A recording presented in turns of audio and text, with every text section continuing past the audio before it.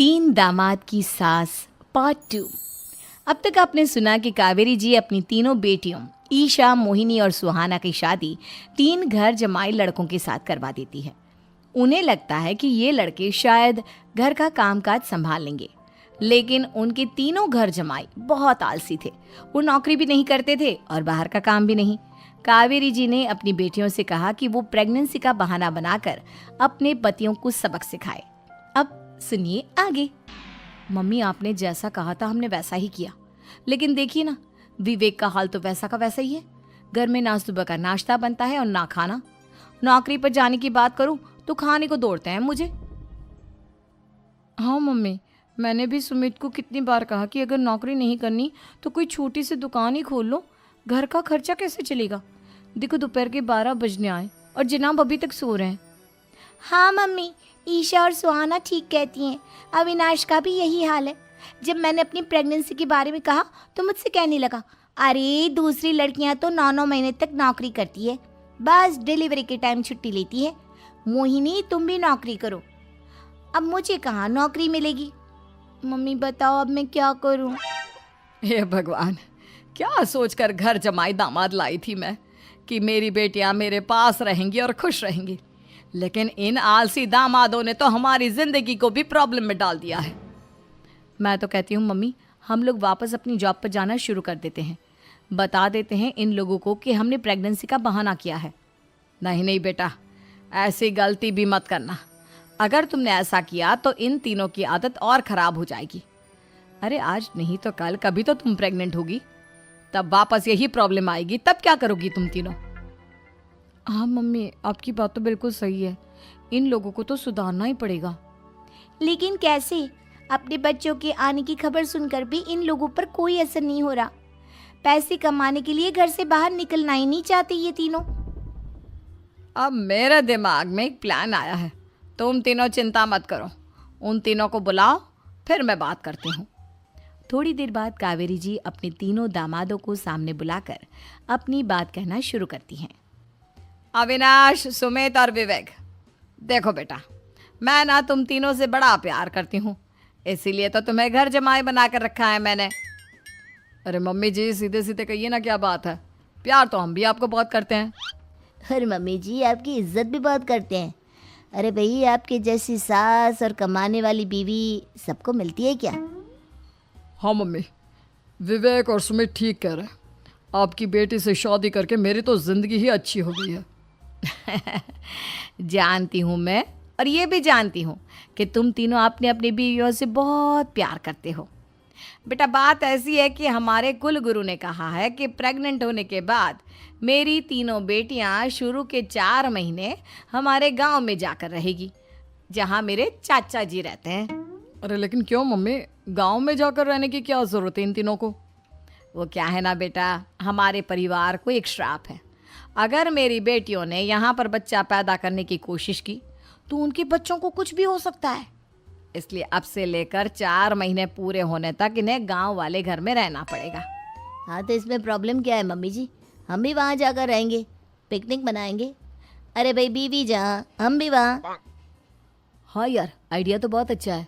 शहर की ज़िंदगी में रह रहकर परेशान हो चुके हैं, अब कुछ दिन गांव में बिताएंगे। तुम लोग समझने की कोशिश क्यों नहीं करते? तुम में से कोई भी वहाँ नहीं जा सकता, और मैं यहाँ रहूँगी ना तुम तीनों के साथ। 4 महीने की तो बात है, उसके बाद ये तीनों ही लौट कर आ जाएंगी। ठीक है मम्मी जी, अब हमारे बच्चों का सवाल है तो ये तो करना ही पड़ेगा।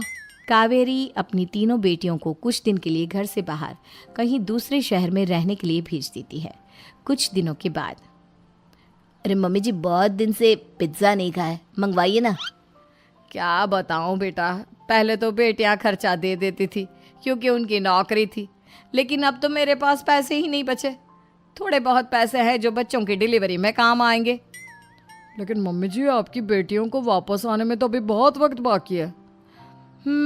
वही सोच सोच कर परेशान हो रही हूँ। सोच रही हूँ कल से दूध भी बंद करवा देती हूँ।